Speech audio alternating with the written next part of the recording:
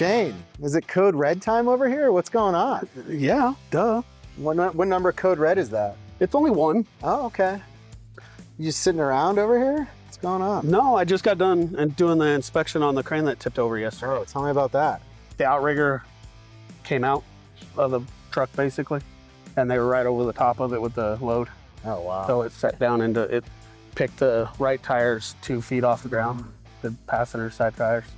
I got it straightened back out, took the main part of the outrigger beam off out there because it wouldn't suck back in so we could transport it.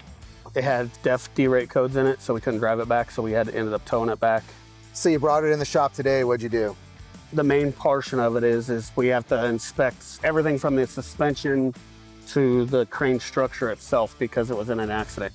I classified it as 2 different sides. We had a compression side of the suspension and an extension side of the suspension because the driver's side was crushed down because that's where all the weight, the lean of the weight, and the passenger side all Just lifted up. lifted out to the most it could be You said extended. the front passenger tire was all the way up in the air. Yeah, it was probably 2 feet in the air when I got there.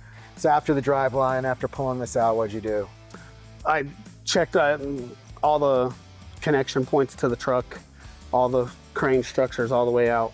We have a DPF code that we're gonna have to figure out what in this accident caused it. There was no visual, like, hey, this got pulled out.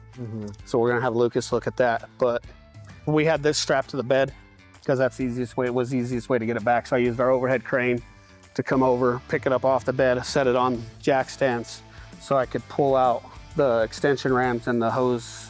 This is all E-track that keeps the hoses in order as it goes in and out.